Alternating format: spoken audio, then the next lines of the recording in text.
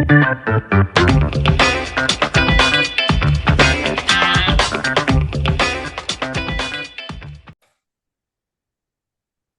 okay. All right. Welcome back to another episode of the Real Estate Investing Club. And Happy New Year's, everybody. We are recording this on the 3rd of January. So New Year's just passed a couple days ago. It's 2025. I mean, 25 is not really a round number, but it's a nice number in my mind. So this is going to be a great year just because of that. I hope you guys are starting it off really well. We are starting it off with a bang here on the show because we have Thomas McPherson with us. Thomas is from Lucrum and they do sustainable real estate development. He has a lot of experience on the development side, specifically in sustainable development with mixed use multifamily. A lot of experience to go into, so I'm sure this is going to be a good episode. Thomas, I'm excited to jump into this. Thanks for hopping on the show. Gabe, thanks so much. Looking forward to talking. Absolutely. I told you before we got on here, we always like starting with stories on the podcast. We like to hear how people got to where they are. It sounds like you have a good one. So why don't you take us to the beginning of your story in real estate and tell us how you got here? Yeah, really, I have to go just 5 years before my start in real estate. I was in the military, so I specialized in combat medicine for 5 years while I was in the military. When I got out at the very end of my career, I did a little investing in the stock market, and this was kind of late 2008. And what happened was I made a ton of money, and then I very promptly lost even more money, That's right? And always so fun. yeah. It was a great learning lesson to go broke at 23, much better than going broke later in life. So I decided I wanted to get into something that I can more directly influence the outcome. Whereas when you invest in Wall Street, that money kind of goes into a black hole, and you hope that those people are good stewards of your money. With real estate, you can pick the property, you can choose to improve the property, increase rents, and do all those different things in real estate. So I got started off in multifamily brokerage. I started off as a junior kind of associate at a commercial brokerage firm here in town in Phoenix, Arizona.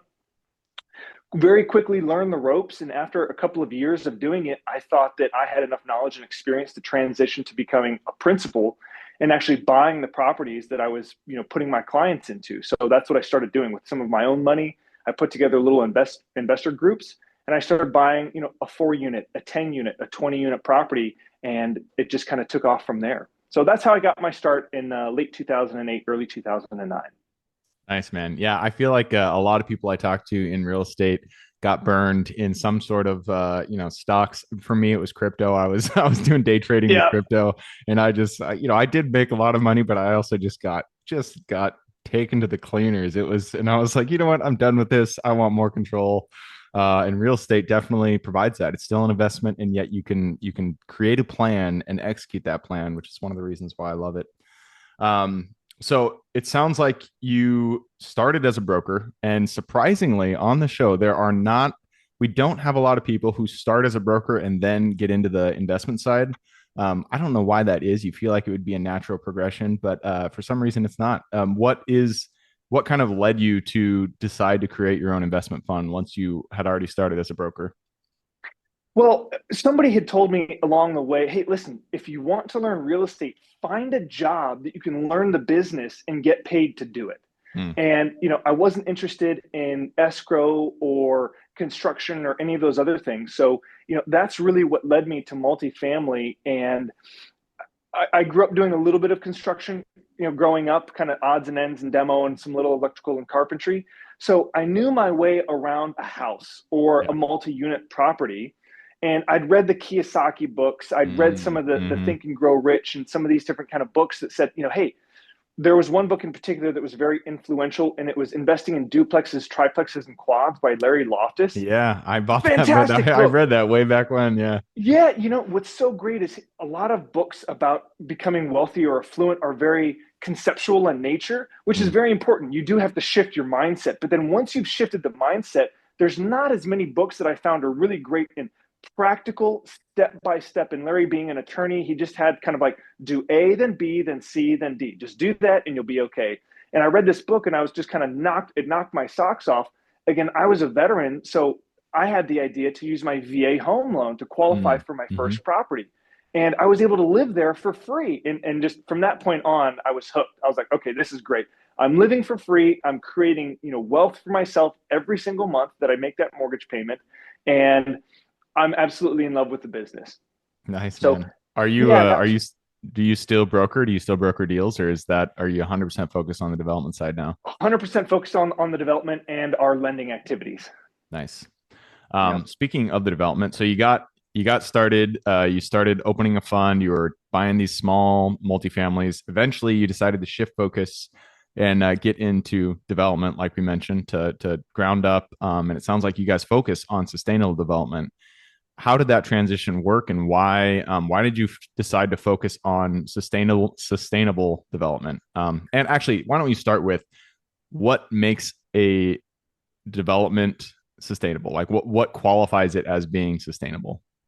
Great. Look, I think there's a lot. I'm so glad you asked that clarifier because I think there's a lot of greenwashing that goes on in the industry.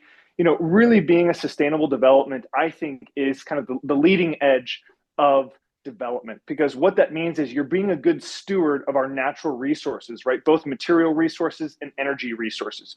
You're creating a built environment that fosters the health of the occupant, that creates connection among the occupants as well as the people that are outside those buildings, and you're doing so in a way that can actually drive economic incentive for the owners of the building. So this can range from a variety of things to using non-toxic chemicals in the construction of the project, right? A lot of people don't realize spray foam insulation, although it's got a great insulative factor, it's also very flammable and highly toxic, right? Some of the carpets that we're putting in, the glues are very, very toxic.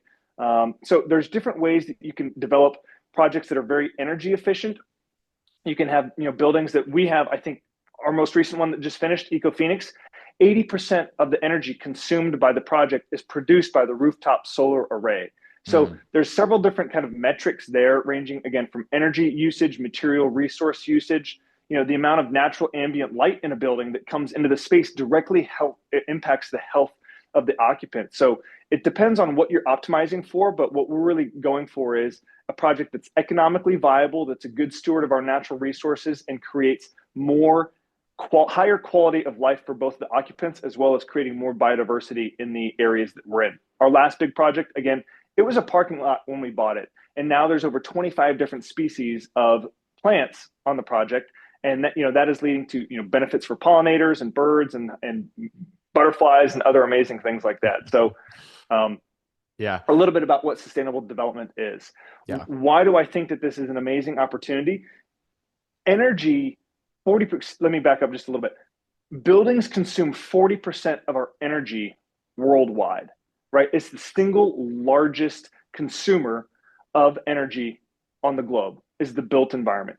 So I think that if we can get much better at designing buildings that, again, consume less energy and are focused on the health of the occupant and kind of the surrounding environment, the biodiversity, we're going to create a healthier, happier, more resource independent future for all of us here, not only in America, but around the world. And I think it's an amazing opportunity that folks should be leaning into. Yeah. Yeah. And I am always, I'm a big believer of sustainability and the kind of, I know this is a pejorative, but the tree hugger aspect of, I don't mean that negatively. I just couldn't come up with a better word Yeah, in the moment. But when it comes to real estate, when it comes to doing a project, it does come down to the numbers. That is, always. if you're bringing in investors, it has to create a return, or else even if it benefits the environment, if there's not a return, there's no reason for the investors to put their money into it. So what is and I don't mean to, denigrate the environmental impact that you guys are making, but what is the incentive for the investors to invest in an eco-friendly project versus one that is just, your run-of-the-mill 100-unit multifamily project that just needs to be renovated? Why would they choose to invest from the perspective of their ROI of their return? Are there government subsidies? Is there a specific benefit to going this extra mile? Just kind of run us through that. Absolutely. There are a couple of different financial benefits. Number one, whenever you do certain energy related projects, you get a tax credit. Typically, that's around 30%, right? So the Oh, wow. solar array that we put on the last project, it was $1 million system. We got a $300,000 tax credit for that solar array. There's other energy efficiency measures that you can put into place that you do get tax credits for. Okay, wait, I'm gonna pause you on that one. So solar. This is an interesting. I'm always curious about why investors choose to put solar in their projects because I'm in mobile home RV parks, Yeah. specifically in Texas, and Texas is their or their electrical costs are just through the roof. I don't know why they decided to make their own system. It's ridiculous. They should be on the same system as everyone else because they're just paying out the ass with for the electricity. So I've run numbers for putting solar panels on the RV parks, on the mobile home parks, or mostly the RV to reduce the burden on the owner, and it never pencils. The cost of putting a solar panel on, or enough solar panels to cover the electrical cost, I can't make it pencil any way that any way that I look at it, it just never pencils. How do you make it work for you to justify putting solar panels on your projects? Yep. So I love this one. Our most recent project that finished, what we did is we actually master metered that property. And when we master metered it, we sub metered it at the individual tenant level. When we master metered it, when we connected to the utility, that allowed us to qualify for net metering, meaning a lot of folks don't understand net metering, meaning if we produce, let's say 100 kilowatt hours during the day, and then we consume 100 kilowatt hours at night, our bill will be $0 at the end of that day or at the end of that month. So because we're net metering, we're effectively using the grid as our battery through that utility company. So number one, we don't have the cost of battery backups. We're not buying at retail and selling back at wholesale, which is oftentimes the case with a lot of utility companies. Number two, we've got about a 5-year payback because there was a 30% tax credit right out of the gate. That $1 million system now, we only have to generate enough revenue to cover that $700,000 true cost of the system. So there's about a 5-year payback. We're looking at a 17, 18% return on that investment from cash flow. And then subsequently, that system is generating a pretty substantial offset in revenue for us, or maybe said slightly different, we're able to generate higher rents because our tenants don't have a utility bill effectively. Now, when you put that on a cap rate, right, this is a brand new building. If we sell that building at, let's say, a 5 cap, that $1 million system, I can actually drive to the bottom line about another $125,000 to $150,000 of NOI directly to the bottom line. And when you put that on a 5 cap, it's much better than the $1 million it cost me to install the system. So economically, it can be a great incentive. Yeah. No, that makes sense. And so it sounds like the net metering thing that you're talking about, that is the difference. And what I'm not sure I quite understand that. So you're generating electricity during the day because the sun's out, obviously. Right. And so you're not using all of that. And so you're pushing the excess energy to the system and you're getting a credit for that. Is that how that works? Or to the grid. Yeah, to the grid. Yeah. Yeah, to the utility provider. So, a lot of utility providers initially, when solar was becoming kind of big in the mid 2015 kind of time frame, they were setting up net metering programs, which means, at the end of the month, if you consumed 100 kilowatt hours and you produced 100 kilowatt hours, you would only have kind of your interconnection fee in your charge for having a meter, $20, $30, that would be your bill. However, utility providers started to realize, oh man, this isn't working out so well for us. During the day, we're producing enormous amounts of energy. We're having to turn down our peaker plants and turn off some of our different, facilities here to accommodate this extra production from solar. We're going to start buying the solar from these producers at wholesale rates, which can literally be 2 cents, 3 cents a kilowatt hour. But then when we sell back energy to these people that are producing, we're going to sell it back to them at retail, which could be 13, 14, 15 cents per kilowatt hour. So, they very quickly realized, hey, we need to change this model up so that they're getting that arbitrage. In a lot of jurisdictions, if you have a commercial property and you choose to net meter a commercial property, you can still you still qualify for the net metering. Most utilities have changed the residential metering structure to no longer be net metering. They're charging maybe a $50 a month interconnection fee for solar, or something like that, or they're buying back at wholesale and selling at retail. So what's going on now in our markets here on the residential side is what makes the most sense is what we call demand peak shaving. So you get a relatively small battery system. During the day, you push all of the energy that you're producing into the house itself. Any excess you then push into the battery system. And most utilities work on, again, a peak usage demand charge. So they measure your energy usage every 15 minutes. And if it's at a certain tier, whatever that tier is, there's different thresholds. You get priced all of your energy usage in that month at that tier. And so what you can do is using a battery backup system, because you typically consume the most in the late afternoon when it's the hottest and when you come home from work, is if you can turn on the battery system and keep it in that lower tier, all of your energy for that entire month now is in that lower tier system. So all you have to do is install an appropriately sized battery system to get you through like the 3 o'clock hour to the 7 o'clock hour in the late afternoon, early evening. So that's how it still is continuing to make economic sense. Interesting.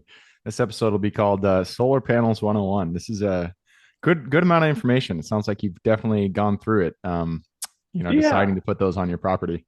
So I derailed us there for a second. Originally you were talking about what are the economic benefits of doing eco development. Obviously solar is one of them. It sounds like you guys have really nailed that down. There was also the tax credit that you mentioned. Was there any other aspect there?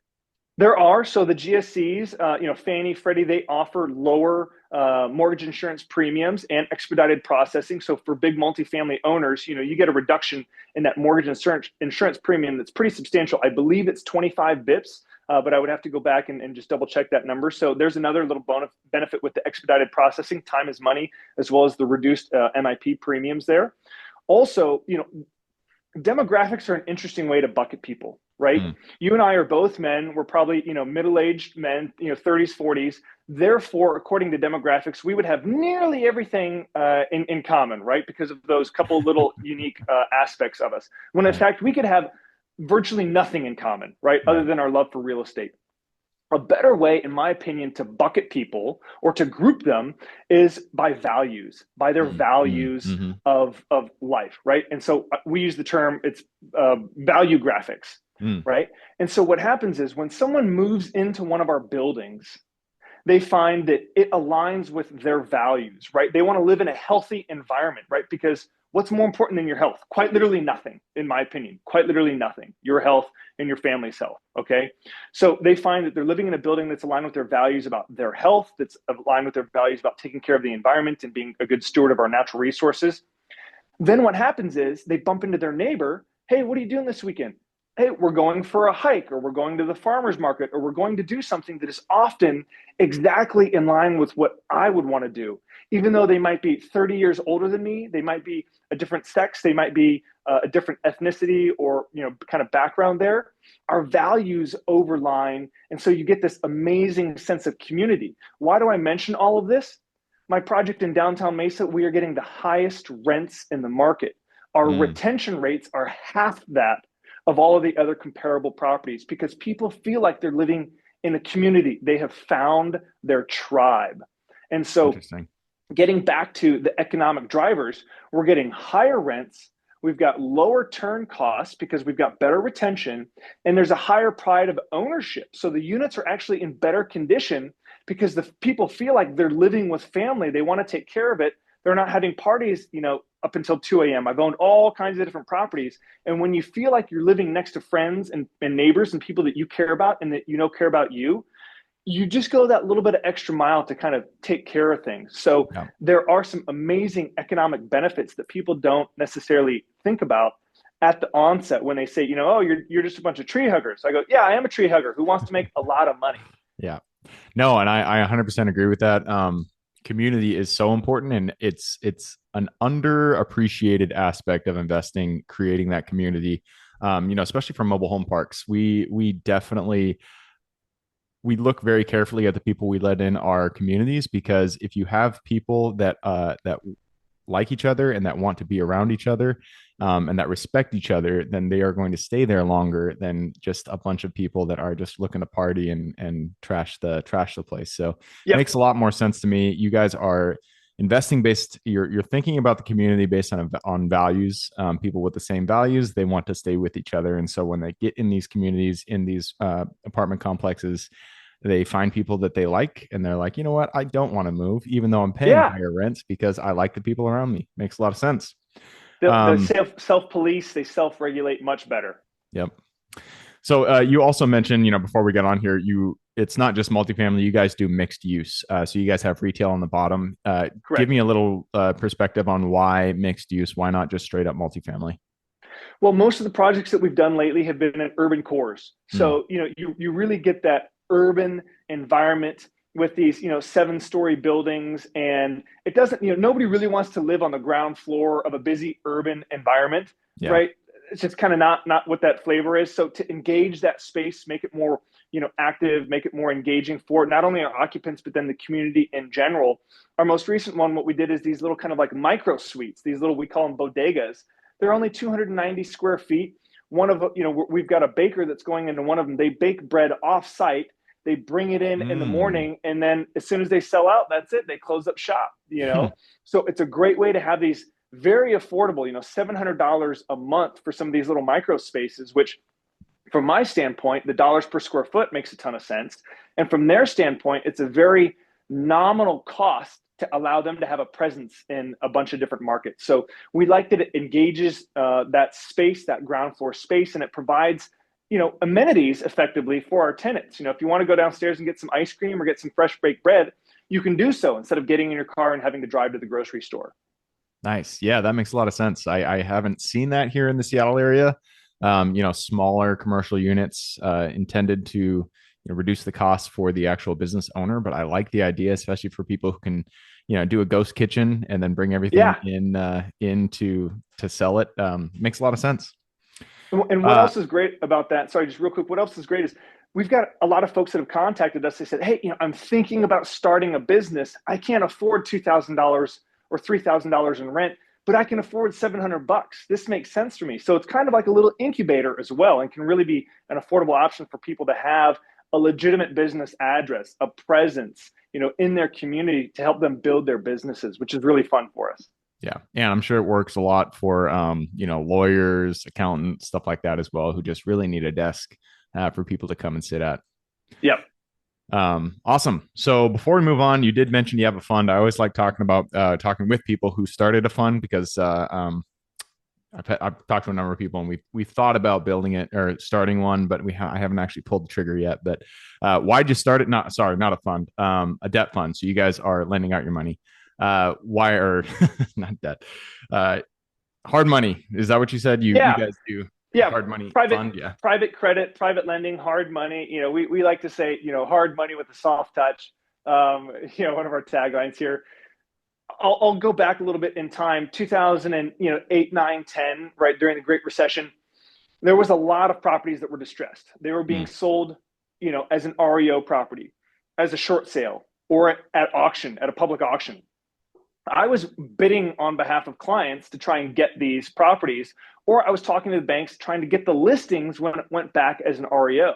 mm, And I'm the kind of guy who likes to just keep swimming upstream. I don't like to compete necessarily. I mean, I love to compete, but I also don't want to compete, when I'm trying to get the best deal possible.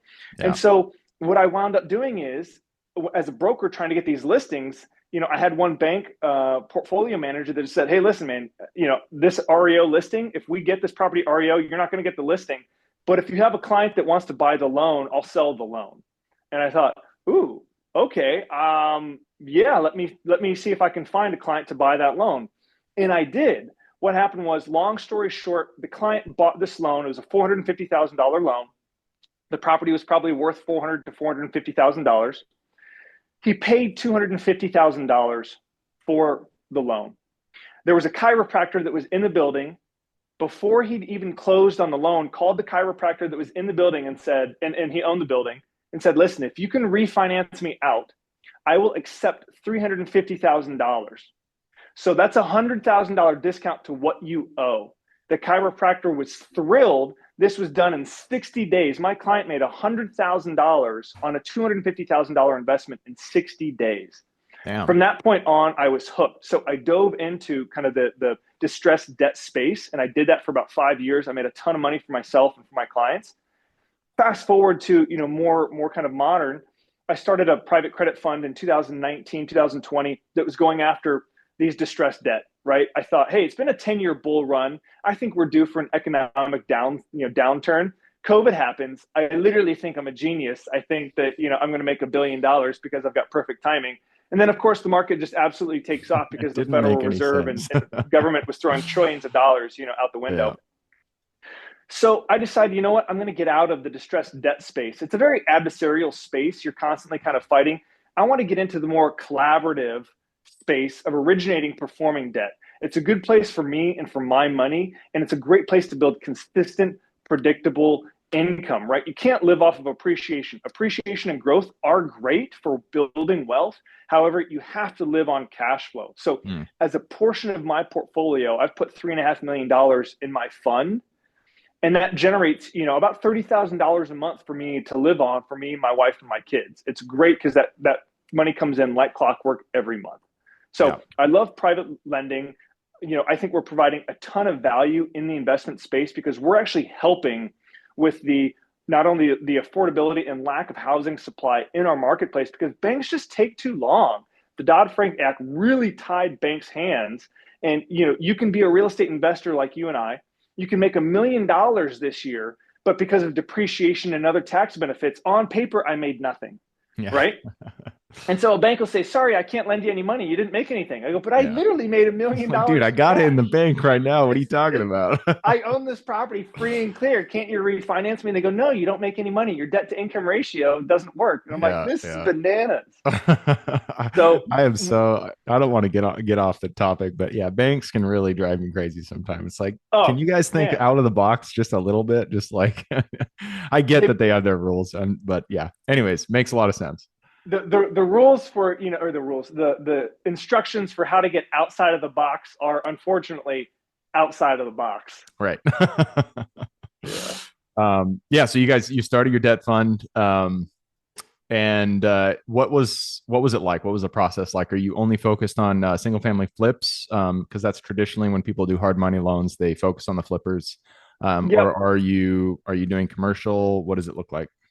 We do commercial. We do single family flips. That's the bulk of our portfolio because, quite frankly, that's just the largest transactional volume in our marketplace right now. But we also make commercial loans. I've got, again, a strong experience in commercial. I've owned office, industrial, retail. I've done ground up multifamily development, mixed use development. So we do make commercial loans. But again, the bulk of our portfolio is that single family flipper or that ground up construction, that single family kind of new build construction. And that's where we really shine. We can get a loan done in a week, whereas a bank will take 60 days or more if they get it done. I almost feel like it's like guilty until proven innocent. Like with a bank, like they want to find a reason to say no. Oh, that appraisal didn't come in high enough, or your taxes aren't quite good enough. Instead of, we fundamentally start with yes. And if someone gives us a loan request and we just can't quite get there, we go, well, we can't get there, but what we can do is right here. Yeah.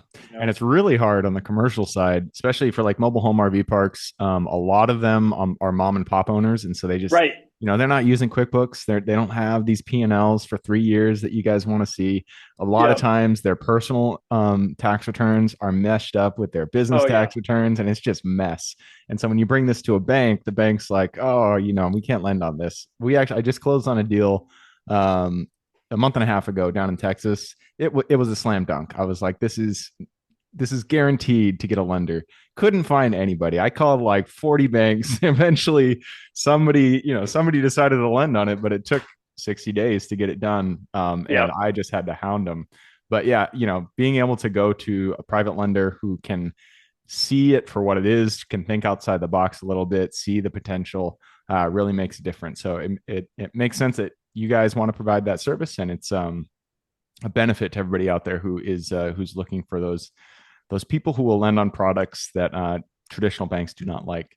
We have gone through the time. In fact, we've gone way through the time, but that's fine. Sometimes we go a little long. I'm going to push us into the quick question round though. You ready? Let's do it. All right. Starts with books or any form of education. Could be a conference you've gone to, book you've read, movie you've seen. I need two recommendations, one for general life wisdom and one for real estate.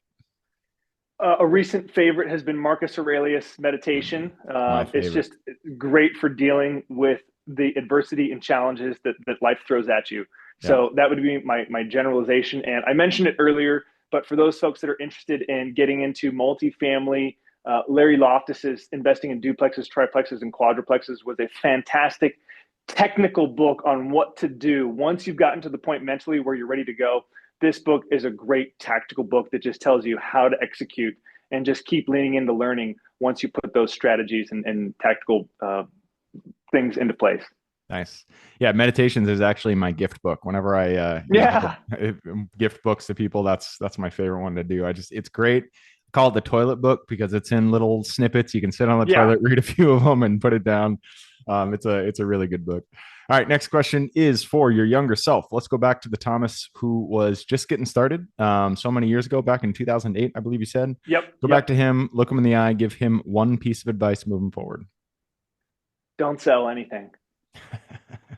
No, That's good. there's a bit of a balance there. And obviously we've got the benefit of hindsight, right? I was pretty aggressive. So, I think a lot of folks would probably say to their younger self, hey, be more aggressive. You can afford to lose money now. You don't want to lose money when you're 60, right? You can afford to lose money now because you can build it back. Fortunately, I was pretty aggressive. Now that I've built a substantial net worth and I've got wife and kids and a family, I've definitely kind of toned back the aggressive investing. But I would say, be aggressive and do your best not to sell, even though you can take advantage of 1031 tax exchanges. Just refinance when you've done the hard work of finding a great property and then you fixed it up and you've done all that heavy lift. Just keep it, refinance it, take that money back out, and then dive into another new project. Now, of course, you don't want to own bad properties. You don't want to own, headaches. But for your better located properties, just continue to own them, man. Don't sell them. Yeah, that's a hard one. I even struggle with that today is the not selling aspect because it really takes a long-term mentality. And sometimes you get into positions where you're like, I need that capital. There's Yes. these projects I want to do, and you want to pull the trigger. You want to sell those properties with a lot of equity in them. But I like that piece of advice because I feel like in the long run, it is the correct way to go about things. All right, next Yeah. question is about finding deals. It all starts with getting in contact with the seller and penning that purchase agreement. So, what is your favorite way to generate leads and find new deals? Couple of different things that I'll say. Driving the neighborhoods that I want to own in is like the easiest. I mean, it is so basic to just drive streets in your neighborhood and you go, that property looks kind of run down. You write down the address, you snap a photo, and then you look up who the owner is. Or even go knock on the door. Just take the next step and go knock right there on the door. And I have generated literally millions of dollars in revenue and profit from doing just that one thing. So that's a real kind of basic one there. And then of course there's the networking and the meetups and activity begets activity. But honestly, the easiest and most basic one is driving neighborhoods, because then inevitably what winds up happening is, you see properties being built and you see a GC on site and you see someone kind of in a nicer car dressed kind of nice. And you just walk up and introduce yourself, especially as a young investor. Hey, I'm a young real estate investor. Is this your project? Is this your house? Is this, your new build? Can I take you out to coffee and learn? And then you're out there meeting the movers and shakers. So, STP, see the people, see the properties. Those are kind of the two things that I think you have to live by in real estate. Nice.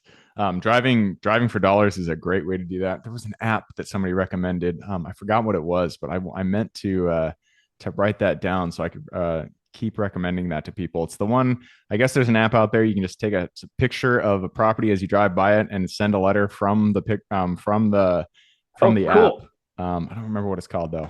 I'll remember it and give you guys that later. Next Great. question is about lessons learned. Not every deal goes the way we expect it. In fact, many times things go wrong and we get to learn a lesson. So, what was a deal that went a little bit sideways for you? And then what was the lesson you pulled from it? Number one, always have a contingency.